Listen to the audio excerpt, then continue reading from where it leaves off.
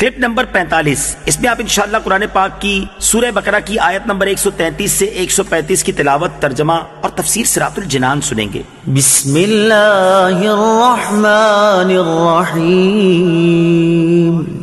ترجمہ: اللہ کے نام سے شروع جو نہایت مہربان رحمت والا ہے۔ ام کنتم شہداء اذ حضر یعقوب الموت اذ قال لبنیہ ما تعبدون من بعدی قالوا نعبد إلهك وإله آبائك إبراهيم وإسماعيل وإسحاق إلها واحدا وَنَحْنُ لَهُ مُسْلِمُونَ۔ ترجمہ: اے یہودیوں، کیا تم اس وقت موجود تھے جب یعقوب کے وصال کا وقت آیا، جب انہوں نے اپنے بیٹوں سے فرمایا اے بیٹو میرے بعد تم کس کی عبادت کرو گے؟ تو انہوں نے کہا ہم آپ کے معبود اور آپ کے آباء و اجداد ابراہیم اور اسماعیل اور اسحاق کے معبود کی عبادت کریں گے جو ایک معبود ہے اور ہم اس کے فرما بردار ہیں۔ ام کنتم شہداء، کیا تم موجود تھے؟ تفسیر صراط الجنان میں ہے یہ آیت یہودیوں کے حق میں نازل ہوئی۔ انہوں نے کہا تھا کہ حضرت یعقوب علیہ السلام نے اپنی وفات کے روز اپنی اولاد کو یہودی رہنے کی وصیت کی تھی۔ اللہ تعالیٰ نے ان کے اس بہتان کے رد میں یہ آیت نازل فرمائی۔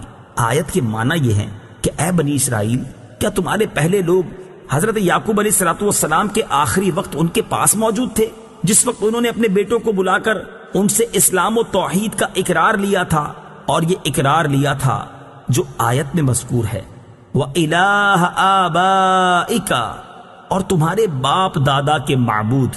تفسیر صراط الجنان میں ہے حضرت اسماعیل علیہ السلام کو حضرت یعقوب علیہ السلام کے آبا یعنی باپوں میں داخل کیا، حالانکہ آپ حضرت یعقوب کے حقیقی والد نہ تھے۔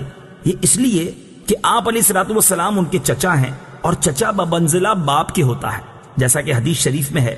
اور آپ علیہ السلام کا نام حضرت اسحاق سے پہلے ذکر فرمانا دو وجہ سے ہے۔ ایک تو یہ کہ آپ حضرت اسحاق سے 14 سال بڑے ہیں، دوسرا اس لیے کہ آپ سید عالم صلی اللہ تعالی علیہ وآلہ وسلم کے آبا میں سے ہیں۔ تلك أمة قد خلت لها ما كسبت ولكم ما كسبتم ولا تسألون عما كانوا يعملون۔ ترجمہ: وہ ایک امت ہے جو گزر چکی ہے، ان کے اعمال ان کے لیے ہیں اور تمہارے اعمال تمہارے لیے ہیں، اور تم سے ان کے کاموں کے بارے میں نہیں پوچھا جائے گا۔ تلک امت، وہ ایک امت ہے۔ تفسیر صراط الجنان میں ہے جب یہودی دلائل میں عاجز ہو جاتے تو آخر کار کہہ دیتے تھے کہ اگر ہمارے عقائد و اعمال غلط بھی ہوئے تو ہمارے باپ داداؤں کے اعمال ہمارے کام آ جائیں گے اور ان سے ہماری نجات ہو جائے گی۔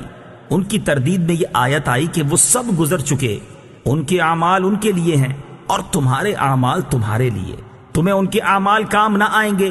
اس سے معلوم ہوا کہ آخرت میں اپنے اعمال کام آئیں گے، اور اگر عقیدہ خراب ہو تو کسی کو دوسرے کے عمل سے فائدہ نہ ہوگا۔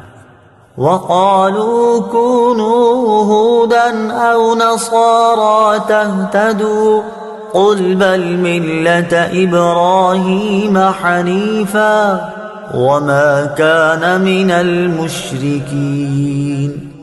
ترجمہ: اور اہل کتاب نے کہا یہودی یا نصرانی ہو جاؤ، ہدایت پا جاؤ گے۔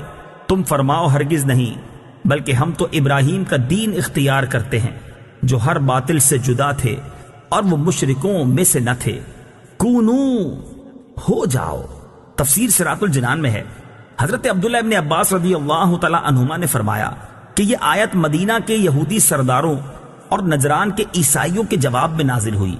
یہودیوں نے تو مسلمانوں سے یہ کہا تھا کہ حضرت موسیٰ علیہ السلام تمام انبیاء میں سب سے افضل ہیں، اور توریت تمام کتابوں سے افضل ہے، اور یہودی دین تمام ادیان سے اعلیٰ ہے۔ اس کے ساتھ انہوں نے حضرت سید کائنات محمد مصطفیٰ صلی اللہ تعالی علیہ وآلہ وسلم، انجیل شریف اور قرآن شریف کے ساتھ کفر کر کے مسلمانوں سے کہا تھا کہ یہودی بن جاؤ۔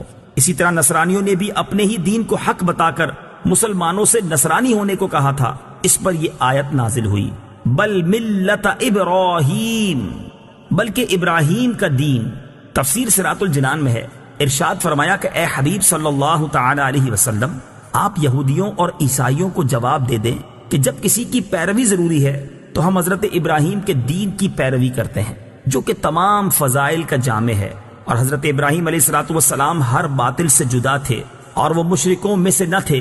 اس میں اشارتاً یہودیوں، عیسائیوں اور ان تمام لوگوں کا رد کر دیا گیا جو مشرک ہونے کے باوجود ملت ابراہیمی کی پیروی کا دعویٰ کرتے تھے کہ یہ لوگ اپنے آپ کو ابراہیمی بھی کہتے ہیں اور شرک بھی کرتے ہیں، حالانکہ ابراہیمی وہ ہے جو حضرت ابراہیم علیہ الصلوۃ والسلام کے دین پر ہو، اور حضرت ابراہیم علیہ الصلوۃ والسلام مشرک نہ تھے۔ جبکہ تم مشرک ہو تو ابراہیمی کیسے ہو گئے؟ اس سے دو مسئلے معلوم ہوئے، ایک یہ کہ حضرت ابراہیم علیہ الصلوۃ والسلام کو رب تعالیٰ نے وہ مقبولیت عامہ بخشی ہے کہ ہر دین والا ان کی نسبت پر فخر کرتا ہے۔ دوسرا یہ کہ صرف بڑوں کی اولاد ہونا کافی نہیں جب تک بڑوں کے سے کام نہ کرے۔